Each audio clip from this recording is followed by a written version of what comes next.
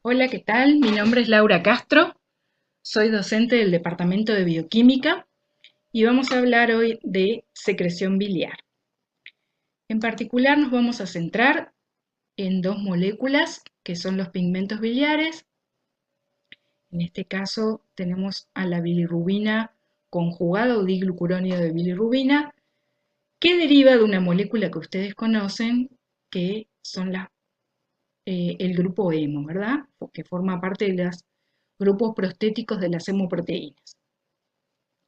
Y la otra molécula o la otra clase de moléculas que van a ser protagonistas de esta clase son las sales biliares, en este caso tenemos al glicocolato, que derivan de otra molécula que ustedes también conocen, que es el colesterol. Bien, podemos definir que la bilis tiene dos grandes funciones, como secreción digestiva y como eh, forma de excreción de productos metabólicos terminales.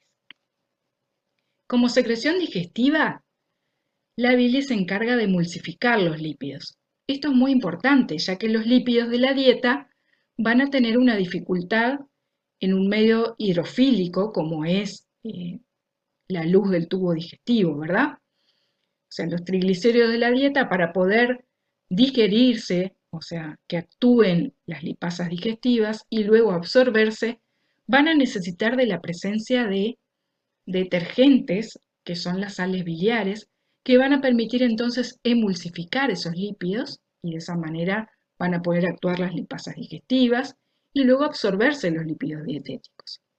No solo los lípidos dietéticos con función energética, como decíamos, los triglicéridos, o estructurales como los fosfolípidos y el colesterol, sino también va a permitir la absorción de vitaminas liposolubles. El proceso de emulsificación entonces va a favorecer también la absorción de la vitamina A, D, E y K. También como secreción digestiva, la bilis es muy importante en la neutralización de ácidos que van a llegar al duodeno provenientes del estómago, ¿verdad? Es así que la bilis, gracias a su secreción hidroelectrolítica, junto con la secreción pancreática, van a neutralizar el contenido que viene del estómago, haciendo entonces que en el duodeno el medio hidroelectrolítico tenga un pH cercano a la neutralidad y eso favorece la acción entonces de las enzimas que provienen del páncreas. La otra función que decíamos es la excreción de productos metabólicos terminales. Esos productos metabólicos terminales que se van a eliminar y van a aparecer en la materia fecal van a ser el colesterol, las sales biliares, la bilirrubina, algunos fármacos liposolubles derivados de hormonas esteroideas y de prostaglandinas.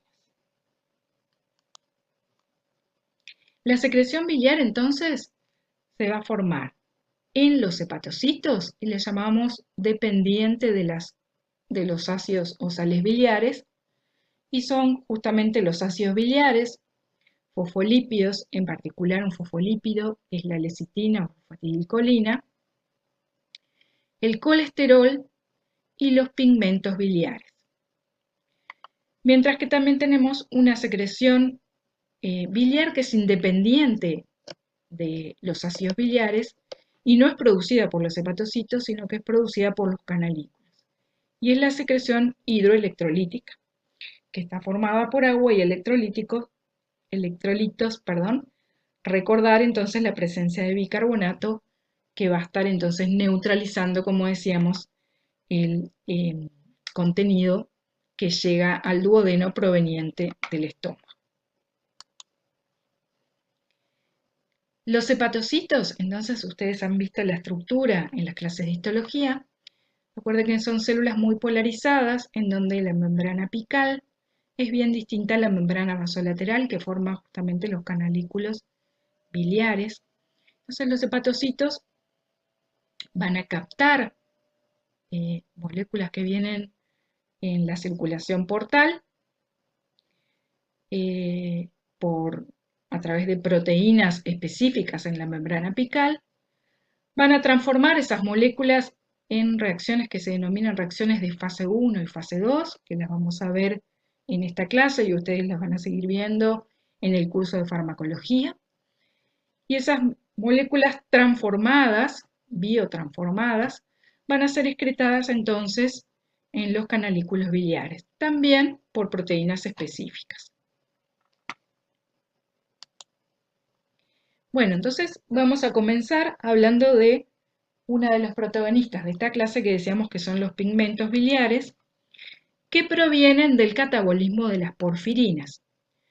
Las porfirinas forman parte del grupo prostético hemo, ¿verdad? El hemo está formado por la porfirina más el hierro. ¿Y cuáles son esas hemoproteínas que van a dar origen a los pigmentos biliares? Bueno, acá tenemos una tabla donde enumeramos varias de ellas. Desde el punto de vista cuantitativo, la hemoglobina es la que va a aportar mayor cantidad de porfirinas para la formación de pigmentos biliares.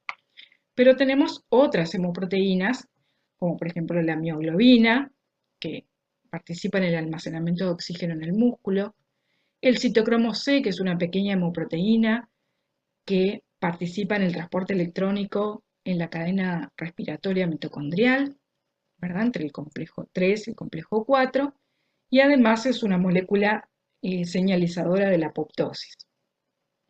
Tenemos otros citocromos, como el citocromo P450, que cumple una función importantísima en la hidroxilación de varias biomoléculas, en los hepatocitos en particular.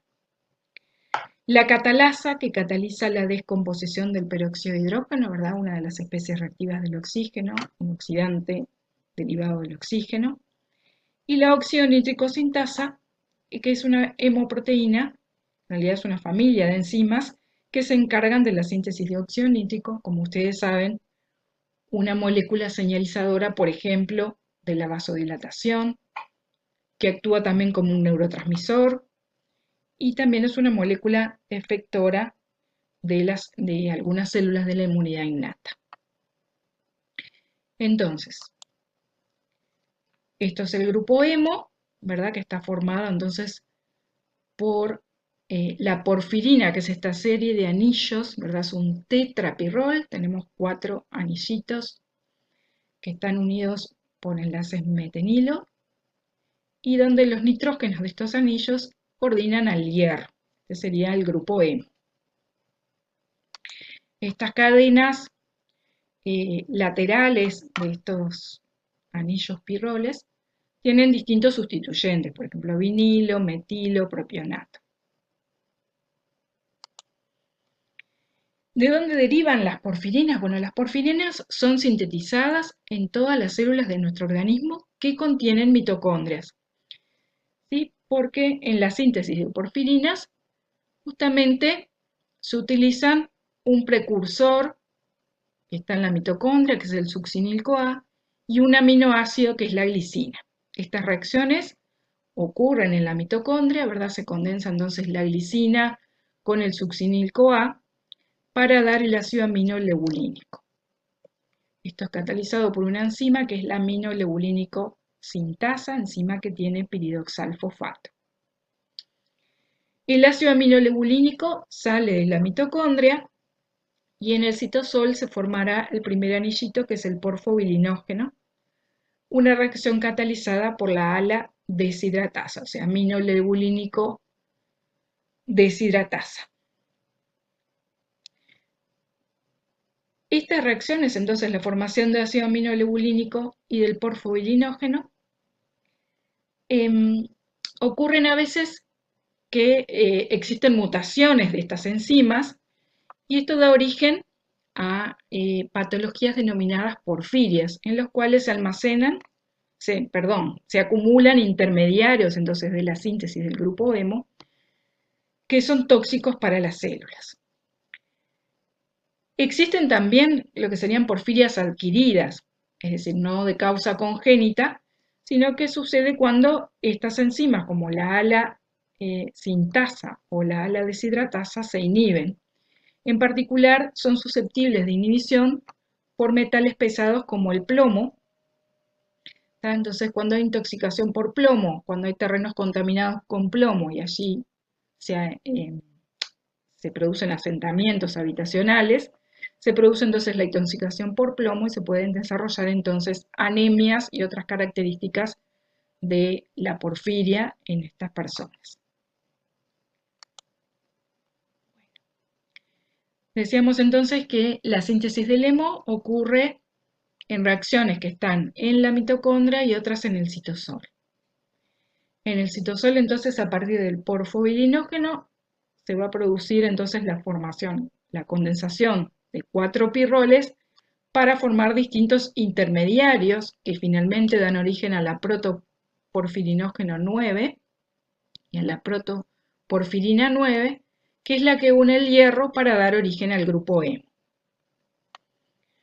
Entonces se forman, decíamos, en el citosol 4 porfirinógenos se condensan para dar una porfirina, que es el uroporfirinógeno 3. ¿Sí? Este uroporfirinógeno 3 se va a transformar en coproporfirinógeno 3, protoporfirinógeno 9, protoporfirina 9, que finalmente entonces luego de la unión del hierro por la acción de la ferroquelatasa se formará el grupo E.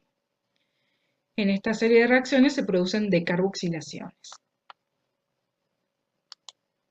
Bien, entonces hasta ahí vimos la síntesis del grupo hemo, que lo van a ver en realidad ustedes con más detalle en el próximo curso de hematoinmunología, en las clases de metabolismo de la hemoglobina y del glóbulo rojo. Acá nos vamos a centrar entonces cómo a partir de ese grupo hemo se produce la bilirrubina, decíamos, este pigmento. Bueno, la bilirrubina entonces, decíamos, se origina cuando se cataboliza el grupo hemo. ¿Y cómo se cataboliza? Bueno, porque los glóbulos rojos envejecidos, esas células senescentes, van a cambiar su forma normal, bicóncava que tienen del glóbulo rojo, y entonces van a ser reconocidos como glóbulos rojos envejecidos por las células del sistema reticular endotelial, ¿verdad? Por los macrófagos, que van a captar esos glóbulos rojos, y entonces la hemoglobina, la porción proteica, la globina, los aminoácidos se reutilizarán, y el grupo hemo va a dar origen, por un lado, a la bilirrubina, mientras que el hierro, o sea, la porfirina va a dar origen a la bilirrubina, mientras que el hierro del hemo también se va a almacenar y reutilizar. Esa bilirrubina, entonces, como es una molécula hidrofóbica, ¿verdad? Apolar, atraviesa las membranas plasmáticas y va a circular en el plasma. Pero por ser una molécula hidrofóbica no lo hace en forma libre, sino que lo hace unido a una proteína plasmática que es la albúmina. Los hepatocitos entonces van a captar esa bilirrubina y la van a transformar en una molécula más hidrofílica que pueda ser secretada en la bilis.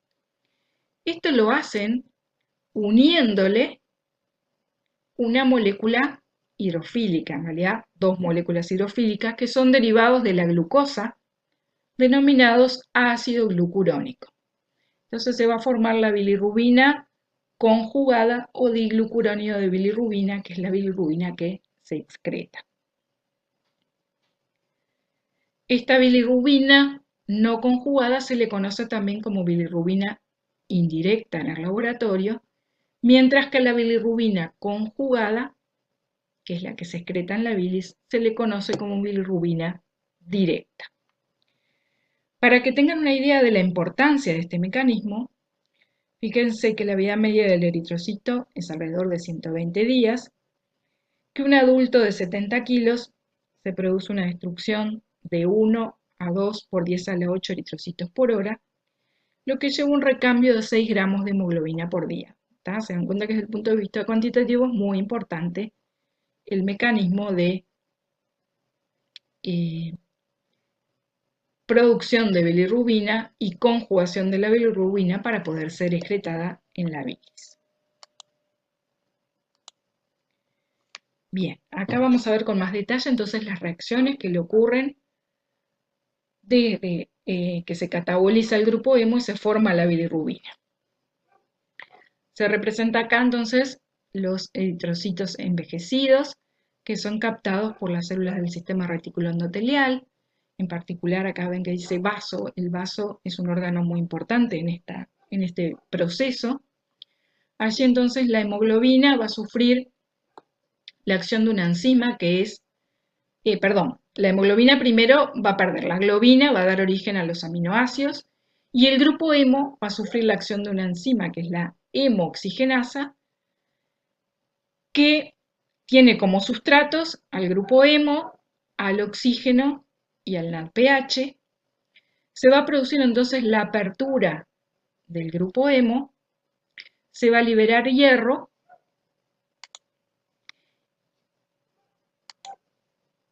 y se va a producir también biliverdina, y en la apertura del anillo no solo se va a liberar el hierro, sino que se va a producir una decarboxilación en forma de monóxido de carbono. ¿Está? Entonces, esta particularidad metabólica que se produce monóxido de carbono, decimos particularidad metabólica porque es la única reacción del catabolismo de nuestras células que lleva a la formación de monóxido de carbono. El monóxido de carbono se expira y por lo tanto se puede medir desde el punto de vista experimental la degradación del grupo hemo a través de la medición del monóxido de carbono expirado. ¿Ok? La biliverdina formada entonces dentro también de las células del sistema retículo endotelial sufre una reducción parcial aquí en este doble enlace y da origen entonces a la bilirrubina. Como ven, es una molécula hidrofóbica, que va a ser entonces transportada en el plasma unida a la albúmina. El hepatocito entonces va a captar esa bilirrubina y la transforma en una molécula soluble en agua, uniéndole dos moléculas de ácido glucurónico para formar el diglucurónido de bilirrubina o bilirrubina conjugada, también conocida como bilirrubina directa. Acá es otra figura sacada de otro texto que muestra de nuevo, ¿verdad?, cómo a partir del grupo hemo, por acción de la hemooxigenasa, obtenemos biliverdina y luego bilirrubina. Estas reacciones utilizan, como ven, poder reductor del NADPH y aquí se libera el hierro y se produce también monóxido de carbono. Bueno, decíamos entonces que estos son pigmentos biliares. ¿Por qué pigmentos biliares? Bueno, porque tienen color. Son sustancias que absorben en el espectro visible y eso se debe a que están formadas en la estructura química por una serie de dobles anillos conjugados y hace entonces que estas moléculas tengan color y que tengan espectros de absorbancia característicos en el espectro visible. A medida que estas moléculas son modificadas por estas enzimas que producen la apertura del anillo y el cambio de los dobles enlaces, van a cambiar también entonces la longitud en que absorben en el espectro visible, por eso el color que tienen estos pigmentos. Es así que el grupo hemo es rojo, mientras que la biliverdina es verde oscura y la bilirrubina es amarilla verdosa.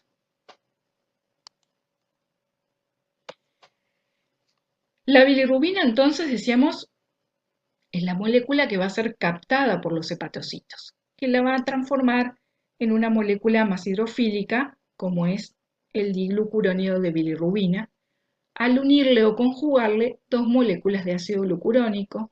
Como ven, que se parece mucho a la glucosa, pero es un derivado por oxidación de la glucosa.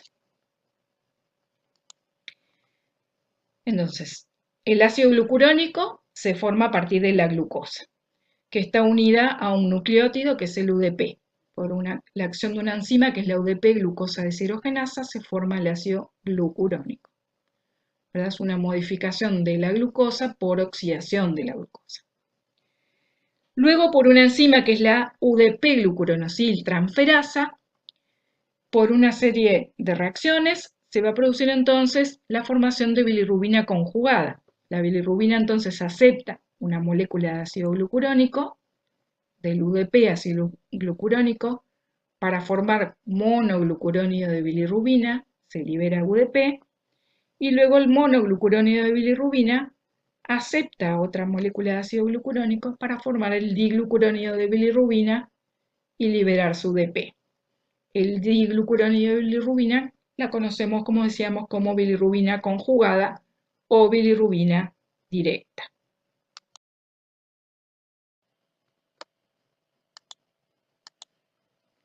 Bueno, acá tenemos entonces otra figura de lo mismo que vemos hasta ahora, donde vemos las estructuras de el diglucurónido de bilirrubina en esta otra forma de representar al ácido glucurónico. Bien, entonces, la excreción de la bilirrubina, como vimos, involucra varios pasos, desde la producción en las células fagocíticas del sistema reticular endotelial, la circulación en el plasma unido a la albúmina, la captación de la bilirrubina por los hepatocitos, la secreción a nivel del intestino por los canalículos biliares, los conductos biliares y que llegarán al intestino, donde esos pigmentos biliares van a sufrir modificaciones en su estructura por acción de la microbiota intestinal, que van a transformar esos pigmentos biliares en otros pigmentos que en su mayoría van a ser eliminados por la materia fecal, ¿verdad? Son los pigmentos que le dan el color a la materia fecal. Una pequeña porción de esos pigmentos biliares modificados se va a reabsorber, ¿sí? Y va a llegar de nuevo a los hepatocitos, donde va a sufrir de nuevo las reacciones de conjugación, secreción y transformación por la microbiota. Esto es lo que se denomina circulación enterohepática de los pigmentos biliares. Entonces, esto que está maravilloso dibujo que hice yo de la bilirrubina conjugada, que es excretada a nivel por la secreción biliar, llegará entonces a la luz del duodeno como bilirrubina conjugada y decíamos en el intestino por acción de la microbiota se va a desconjugar y a transformar en urobilinógenos como son el estercobilinógeno y luego la estercobilina, que es la que va a aparecer mayoritariamente en las heces.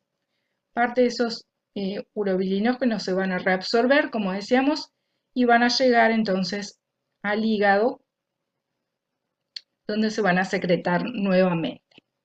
De esos urobilinógenos que se reabsorben, una pequeñísima porción se va a filtrar por los riñones y aparecerá en la orina como urobilina. Bien. Bueno, decíamos que la bilirrubina conjugada se le denomina también bilirrubina directa, mientras que la bilirrubina no conjugada se le denomina bilirrubina indirecta. Y esto es por la forma en que se mide en el laboratorio, que no voy a entrar en detalles, lo buscan en los libros si les interesa, pero sí recuerden que se denomina así porque hasta el día de hoy se le denomina bilirrubina directa o conjugada y bilirrubina indirecta o no conjugada. En la sangre, ¿verdad? Normal, la mayor parte de la bilirrubina va a estar en forma de bilirrubina no conjugada o indirecta, ¿verdad? Porque es la que se forma a partir de la degradación del grupo hemo por las células del sistema retículo endotelial y es la que es transportada por la albúmina. Sin embargo, es normal encontrar una pequeña porción de bilirrubina directa, que es la producida por los hepatocitos, que en lugar de pasar hacia los canalículos refluye hacia la sangre. ¿Tá? Pero lo normal es que no exceda los 0,3 miligramos por decilitro. ¿Ok? Entonces, la bilirrubinemia normal total siempre es menor de 1 miligramo por decilitro. ¿Tá? Todo lo que nos referimos a aemia es sustancia que medimos o metabolito que medimos en la sangre. O sea, bilirrubinemia nos referimos a la concentración de bilirrubina en la sangre. Decíamos, lo normal es que no exceda 1 miligramo por decilitro.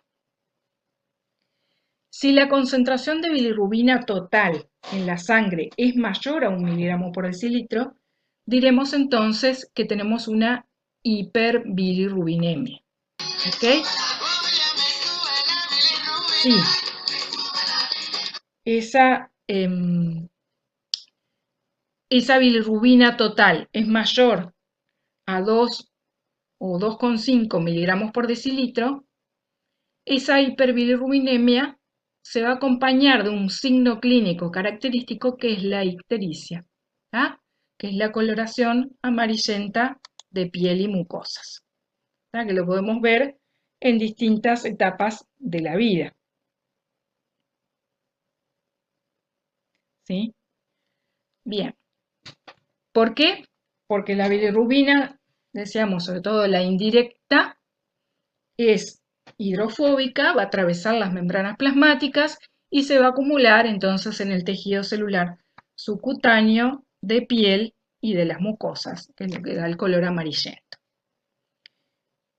Bien, entonces, ahora que estudiamos, ¿verdad?, de dónde proviene la bilirrubina y cómo se metaboliza, podemos ver que desde el punto de vista fisiopatológico, las ictericias se clasifican en de causa prehepática, de causa hepática o de causa posthepática.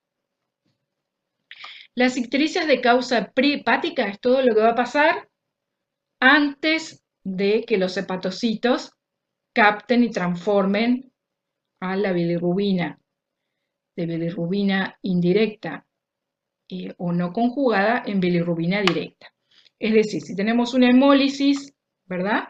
Ahí va a haber un aumento en el aporte de bilirrubina a los hepatocitos que van a tener colmados sus sistemas de captación o conjugación de la bilirrubina. Entonces ese paciente va a tener una ictericia a expensas de la bilirrubina indirecta o no conjugada, ¿verdad? Esas son características entonces de las ictericias prehepáticas. Bien, vamos para el otro extremo. ¿Qué pasa con las ictericias de causa poshepática o ictericias obstructivas? ¿Tá? Por ejemplo, una patología muy frecuente es la litiasis en la vesícula, es decir, la formación de cálculos en la vesícula. Que esos cálculos se van a formar cuando se precipita, por ejemplo, colesterol en la bilis, ¿sí? O colesterol y calcio. Entonces se van a producir lo que se llaman como las piedritas que se forman, ¿verdad?, en la vesícula o cálculos en la vesícula biliar. ¿Qué pasa cuando un cálculo de la vesícula biliar migra, ¿sí?, y se impacta en el colédoco? Esos cálculos migran por el conducto cístico y se impactan en el colédoco. Bueno, se va a producir una obstrucción en el colédoco, que eso va a producir síntomas y signos clínicos en ese paciente, ¿verdad? Si tenemos algo que está obstruyendo una víscera hueca, ese paciente va a tener un cólico, un dolor tipo cólico, ¿sí? Como ese cálculo está tapando entonces la vía biliar principal, la bilirrubina no puede pasar hacia el intestino, ¿verdad?, hacia el duodeno. Entonces, ¿dónde va a pasar esa bilirrubina? Va a pasar hacia la sangre y ese paciente va a tener ictericia, ¿verdad? Va a tener una hiperbilirrubinemia con coloración amarillenta de piel y mucosas. Y como la bilirrubina no pasa hacia las materias fecales, hacia el intestino, las materias fecales van a perder su color característico, van a ser materias fecales blancas y eso es lo que se denomina acolia. Mientras que como tenemos mucha bilirrubina directa en la sangre, esa bilirrubina directa se va a filtrar a nivel renal y entonces la orina va a aparecer hipercoloreada y es lo que se denomina, ese signo clínico se denomina coluria, es decir, es lo que característico del síndrome coledociano, producto entonces del impacto de un cálculo en la vía biliar principal. ¿Ah? Otras patologías que obstruyan la vía biliar principal van a dar también una ictericia obstructiva con estos signos clínicos. Bien, entonces volvemos para atrás un poquito. Decíamos entonces que las ictericias poshepáticas son las ictericias obstructivas y entonces van a cursar con hiperbilirrubinemia a predominio de la bilirrubina directa o conjugada, ¿verdad? Porque el hígado puede captar la bilirrubina, puede conjugarla, pero tiene una obstrucción en la vía biliar. Y por último dejamos a las ictericias de causa hepática, es decir, cuando hay una falla en el hepatocito. ¿Ah?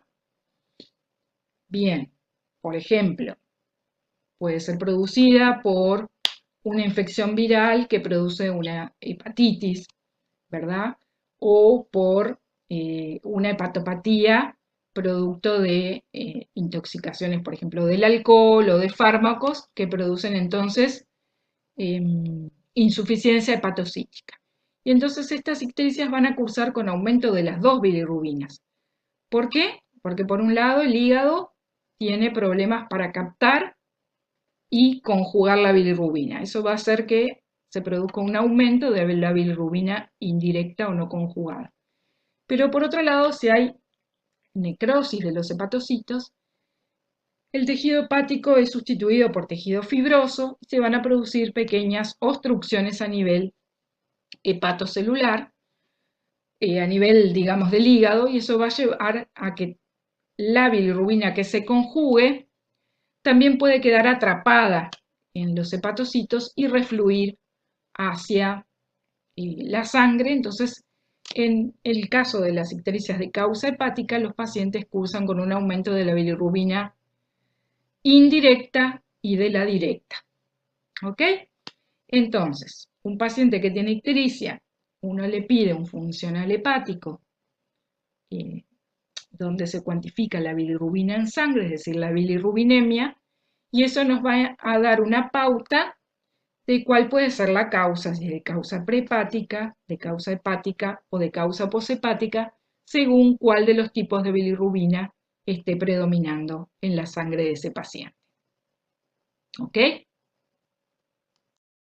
Bueno, pasamos entonces ahora a la segunda parte de la clase, donde vamos a ver entonces a los otros protagonistas, las otras moléculas protagonistas que son las sales biliares.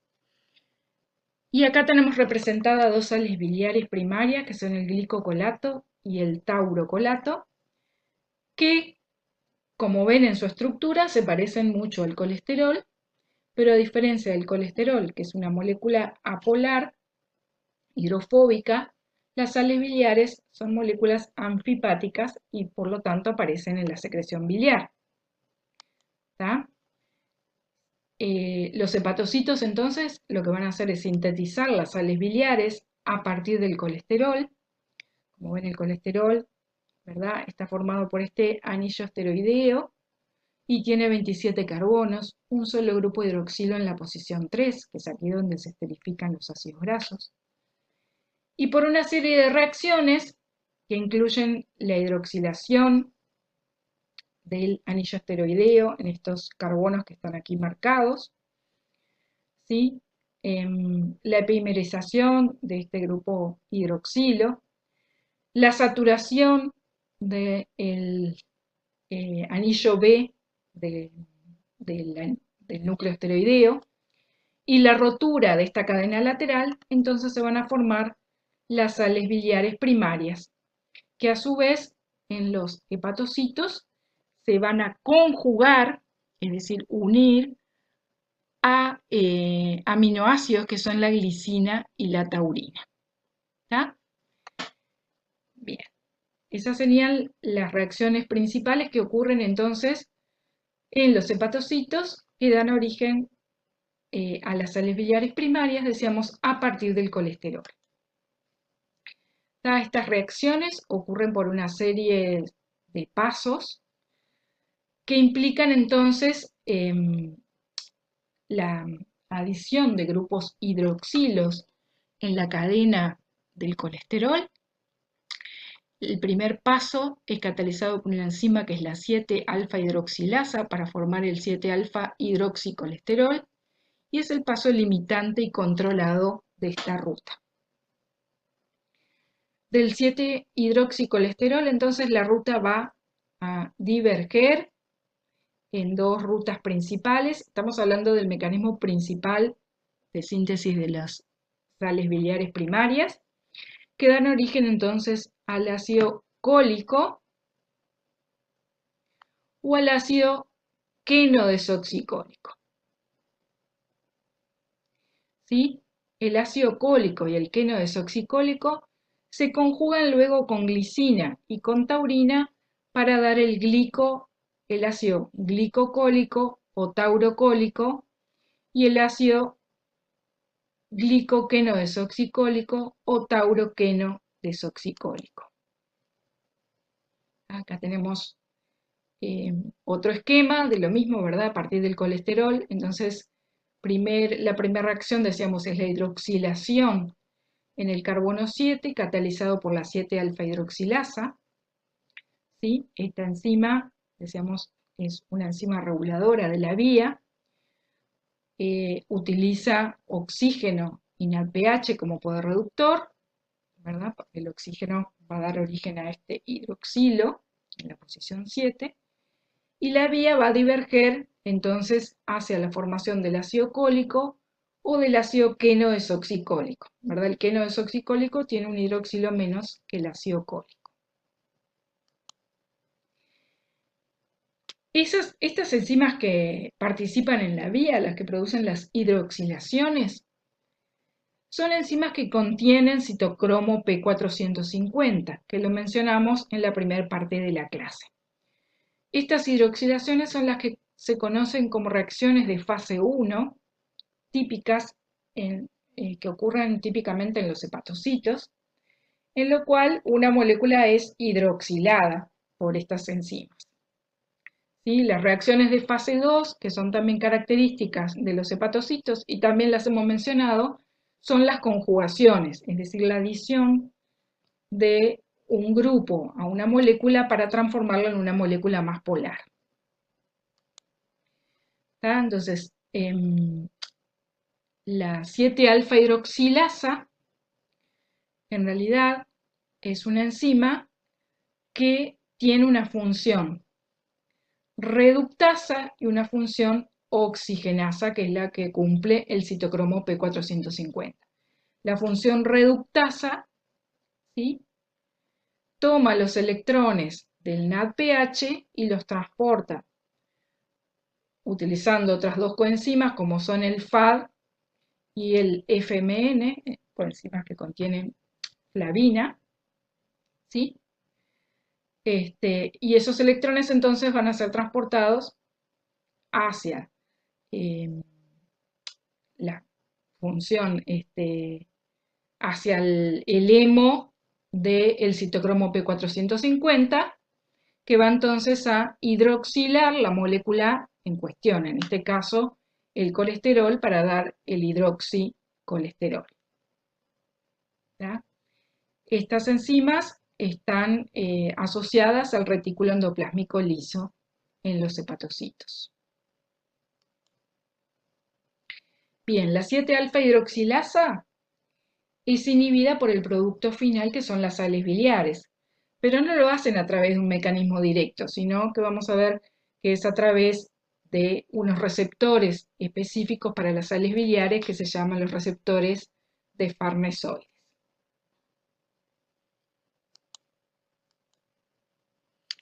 Bien, entonces, decíamos, en los hepatocitos se forman los ácidos o sales biliares primarias. ¿Sí? ¿Y por qué hablamos de ácidos o sales biliares? En realidad, por el pK que tienen estas moléculas, ¿verdad? Como el pK de la glicina y la taurina es mucho menor a 7, En realidad no se encuentran como ácidos, sino que se encuentran ionizados como sales biliares. A pH 7, ¿verdad? No se encuentran como ácidos biliares, sino como sales biliares. En la secreción biliar, la relación de conjugados con glicina y taurina es de 3 a 1, o sea que predomina, por ejemplo, en el caso de la sal biliar derivado del ácido cólico, predomina el glicocolato frente al taurocolato. ¿Tá? La taurina, que da origen al taurocolato, es un aminoácido derivado de la cisteína. Bien, entonces decíamos, el colesterol es una molécula hidrofóbica, ¿verdad? En la membrana plasmática, siempre se acuerdan que estaba metido hacia el interior de la membrana plasmática. Pero las sales biliares son moléculas anfipáticas, es decir, que tienen sectores más hidrofóbicos y sectores hidrofílicos, como son los hidroxilos y el, el carboxilato del aminoácido, ¿verdad? O en este caso el sulfato de la taurina. De modo que entonces son moléculas anfipáticas. ¿Sí? Esto lo vemos representado acá. Mientras que el colesterol, ¿verdad? Es una molécula bastante plana. El ácido cólico, en este caso, ven que si bien la estructura es bastante similar, en el espacio se va espacialmente y en solución se va a colocar de esta manera, donde los grupos polares se van a asociar hacia un sector de la molécula y la porción hidrofóbica hacia el otro sector de la molécula. ¿Ok? Bien. Entonces, las sales biliares en solución van a estar libres. ¿Tá? ¿Hasta qué momento? Cuando yo empiezo, si yo grafico la cantidad de sales biliares que tengo en solución en forma libre, esto a medida que yo aumento la cantidad de sales biliares, va a aumentar la cantidad de sales biliares en solución. Sin embargo, hay un momento que yo sigo aumentando la cantidad de sales biliares que agrego a una solución y no aumentan la cantidad de sales biliares libres. ¿Por qué? Porque se empiezan a formar micelas. ¿Tá? Entonces acá, este punto de inflexión se conoce como concentración micelar crítica, es decir, es la concentración de sales biliares en solución que dejan de estar en forma libre y empiezan a formar micelas, es decir, esas sales biliares se asocian, ¿sí? Y forman micelas. ¿Tá? Bien. En esas micelas, entonces, si nosotros hiciéramos un corte transversal de la micela, veríamos en el interior, ¿verdad?, lo que sería la parte hidrofóbica del colesterol y expuesto hacia la solución los grupos hidroxilos y carboxilatos y sulfatos de los aminoácidos, como dijimos, de los aminoácidos conjugados. Bien. Entonces, digamos, las sales biliares tienden a formar micelas.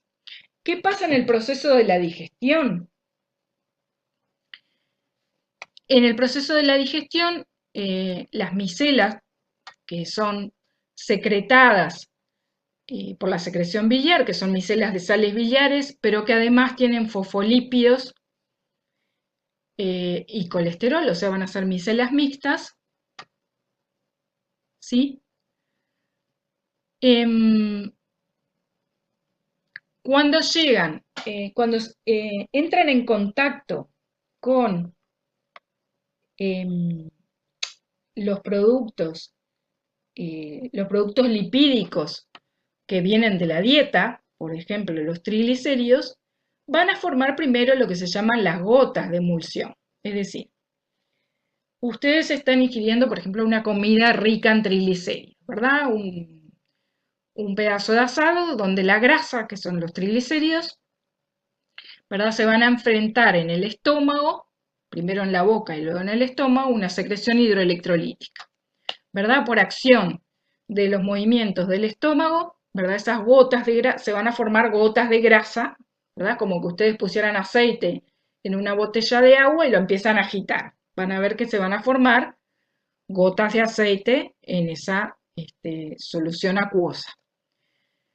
Esas gotas de grasa o aceite van a ser emulsificadas por acción de estos detergentes que son las sales biliares, ¿verdad? Si vamos a la imagen que teníamos de la botella con agua y aceite, si nosotros le agregamos un chorro de detergente, en vez de tener unas grandes gotas de grasa, van a aparecer unas pequeñas gotitas de emulsión. Eso es lo que hacen las sales biliares. En esas gotas de emulsión es donde se van a anclar entonces las lipasas digestivas, ¿verdad? La lipasa pancreática. Y allí entonces se va a producir la digestión de estos triglicéridos que están representados acá en amarillo, que serían los triglicéridos provenientes de la dieta.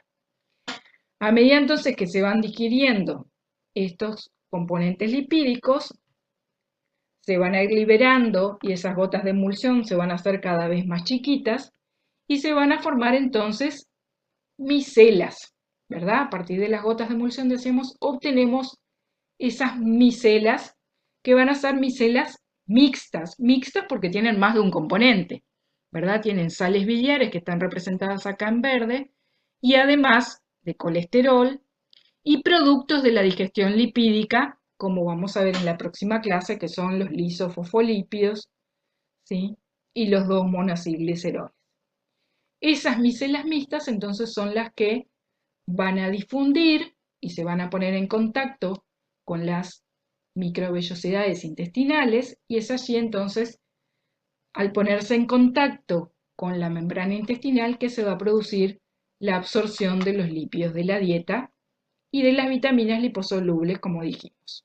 ¿Ah? O sea que las sales biliares entonces son esenciales para la digestión y la absorción de los lípidos de la dieta por la función detergente que cumple.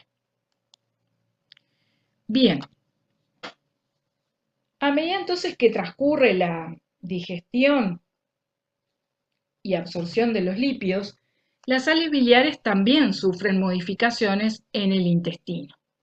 ¿Verdad? Decíamos que las sales biliares primarias son las producidas por los hepatocitos, que decíamos son los derivados del ácido cólico, ¿verdad? Glicocólico o taurocólico, o derivado del queno desoxicólico, glico o queno desoxicólico.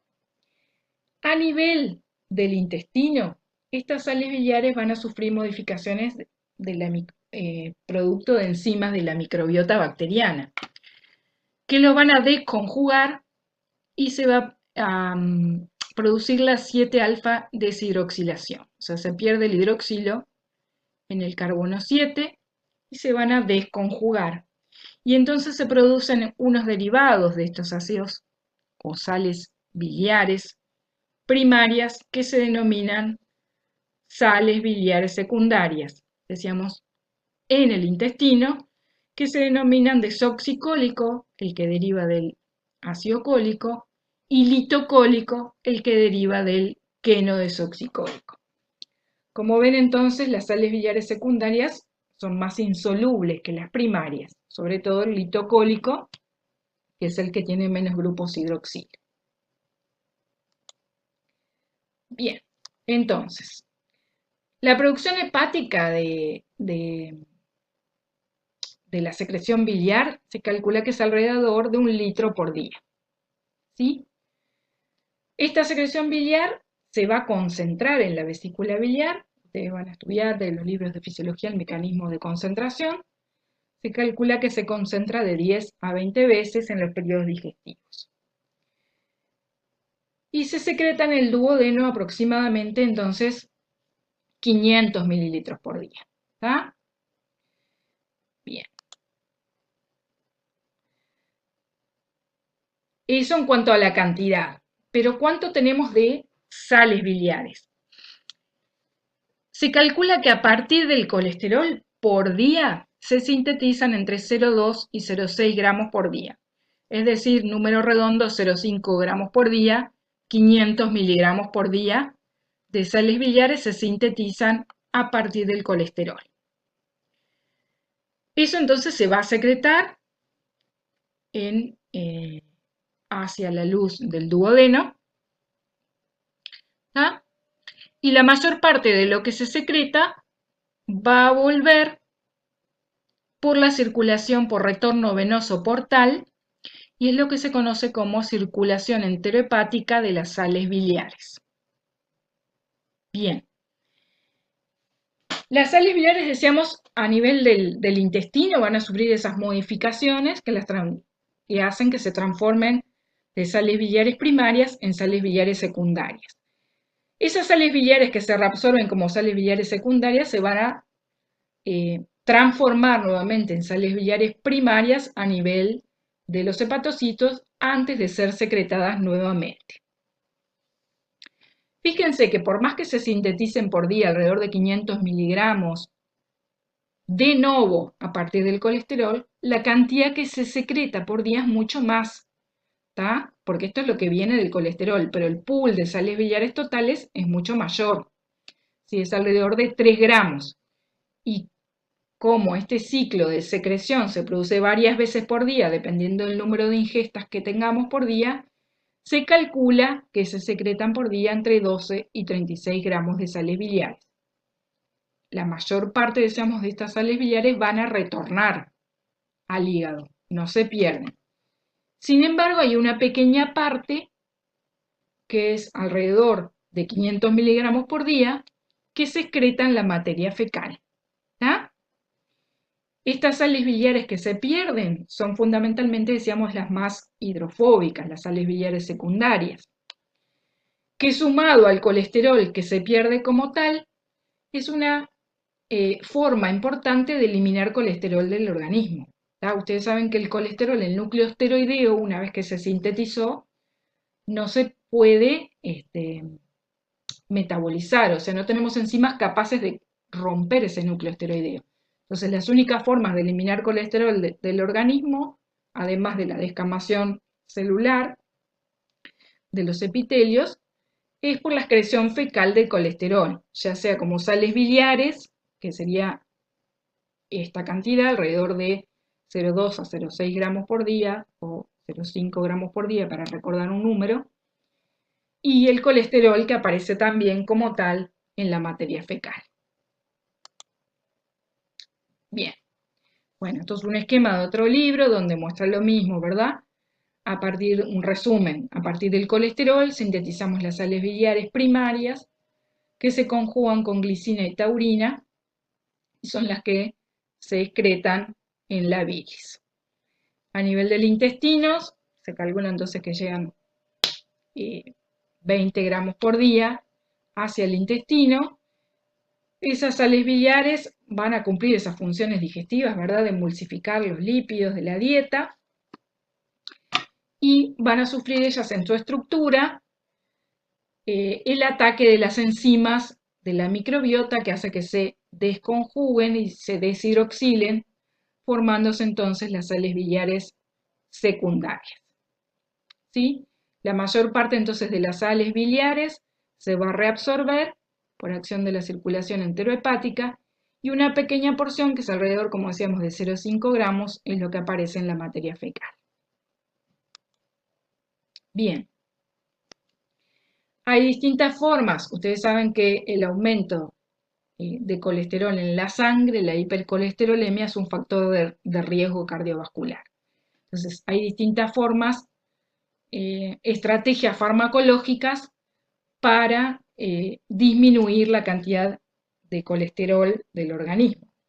Una de las formas es, una de las estrategias farmacológicas es el atrapar sales biliares en el intestino y que se eliminen en la materia fecal, de modo que entonces el hígado tenga que sintetizar mayor cantidad de sales biliares de nuevo a partir del colesterol. ¿Tá?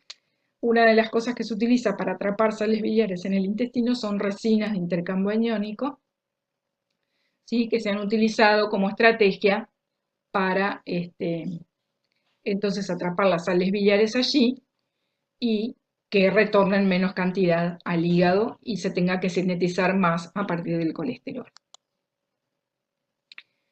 Bien, ¿Cómo se controla la secreción biliar? Bueno, esto lo leen ustedes, se los dejo para que lo lean específicamente en los libros de fisiología. Está por control de dos hormonas sintetizadas a nivel del intestino, que son la secretina y la colecistoquinina, que estimulan tanto la secreción canalicular como la secreción hepatocítica. La colecistoquinina sobre todo estimula la contracción de la vesícula biliar y la apertura del esfínter de Oddi para que pase la secreción biliar al duodeno. Bueno, entonces ahora vamos a hablar de cómo se regula la síntesis de los ácidos o sales biliares. Nosotros nombramos al pasar que las sales biliares inhibían la 7-alfa hidroxilasa. En realidad la inhibición de esta enzima no es directa, es decir, las sales biliares no actúan como modulador alostérico negativo, sino que es en forma indirecta a través de la regulación de la expresión de esta enzima. ¿Por qué? Porque se ha visto que las sales biliares, por ejemplo el ácido desoxicólico, actúa como una verdadera hormona, es decir, a distancia de donde ha sido producida, ¿verdad? Es así que el ácido desoxicólico es capaz de unirse a receptores intracelulares, que son los receptores de farnesoides. Este nombre de receptor farnesoide viene de que el primer agonista que se conoció que actúa sobre estos receptores es esta molécula denominada fexaramina. Es decir, se conoció primero que existían estos receptores, no se conocían los ligandos naturales, se conoció primero este ligando y de allí deriva su nombre. Posteriormente se conoció que los verdaderos ligandos naturales son las sales biliares, ¿verdad? Bien.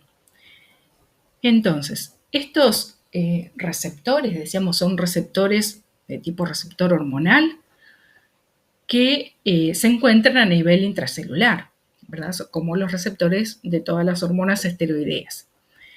Para el caso de las sales biliares, este receptor FXR se une a las sales biliares y forma un heterodímero con otro receptor intracelular, que es el receptor de retinoides.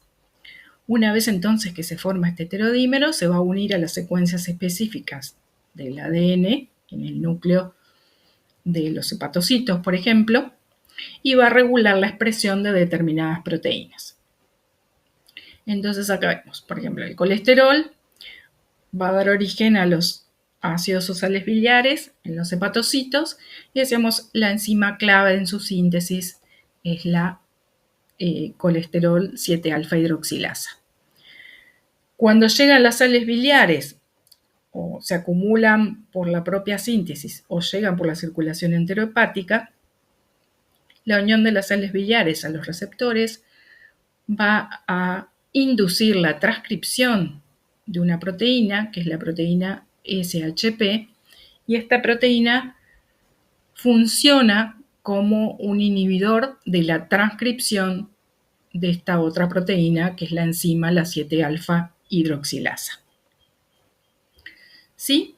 Entonces, el complejo receptor FXR, sales biliares, decíamos como todos los complejos hormona-receptor que actúa a nivel del ADN, va a estimular o a inhibir la transcripción de determinados genes. En este caso, entonces, se estimula la transcripción de la proteína SHP, que como dijimos, inhibe la expresión de la 7-alfa colesterol hidroxilasa, pero también inhibe la expresión del transportador hepático sinusoidal, es decir, el que promueve la uptake, la recaptación de las sales biliares, y del transportador ileal de las sales biliares. Por otro lado, también se estimula la expresión de transportadores canaliculares de fosfolípidos y sales biliares. Es decir, cuando tenemos un aumento en la concentración de sales biliares dentro de los hepatocitos ya sea porque aumentó mucho la síntesis o porque vienen muchas sales biliares, o sea, el hepatocito está recibiendo sales biliares por la circulación enterohepática, se va a inhibir la síntesis de mayor cantidad de sales biliares, se va a inhibir la recaptación de sales biliares y se va a estimular la salida de sales biliares y fosfolípidos a los canalículos. De modo de que no se produzcan mayor cantidad de sales biliares que puedan generar el daño del propio hepatocito. Recuerden que las sales biliares son detergentes. O sea, es una forma de proteger al hepatocito del efecto tóxico de las sales biliares sobre el mismo hepatocito. Entonces, los receptores farnesoides van a tener un rol importantísimo en la regulación de la biosíntesis de las sales biliares. Y en este esquema muestra que el sitio de acción de estos, o el sitio donde se encuentran receptores de farnesoides, son a nivel de los hepatocitos. Acá se está representando que en ese lugar se promueven la inhibición de la expresión de la 7-alfa-hidroxilasa, y también se actúan sobre las moléculas transportadoras de sales biliares, como mencionamos anteriormente, pero también hay receptores de farnesoides a nivel del ilion, en el lugar donde se produce la reabsorción de las sales biliares. ¿Sí? Bien, esta parte ya la mencionamos, y a nivel del ilion, la unión de las sales biliares a los receptores de farnesoides induce la expresión de un factor de crecimiento derivado de los fibroblastos, que son los factores el FGF15-19, que actúan también como hormonas. En este caso son hormonas de naturaleza peptídica, o sea que van a actuar a través de receptores de membrana en los hepatocitos, también promoviendo la inhibición de la síntesis de más cantidad de sales biliares. Es decir, entonces, que las sales biliares actúan a nivel de dos órganos, de los hepatocitos, o sea, del hígado, y también del intestino, y por mecanismos complementarios llevan a inhibir la transcripción de la enzima clave que regula la síntesis de sales biliares. Se ha visto que además estos receptores juegan un papel crítico en la regulación no solo de la síntesis de ácidos biliares, sino también del metabolismo de lipoproteínas, de la glucosa y de la protección del hígado frente a tóxicos, ya sean producidos por el propio metabolismo o tóxicos que vienen de la dieta. O sea, promueven la hepatoprotección, la regeneración del hígado y la represión de la proliferación de bacterias intestinales.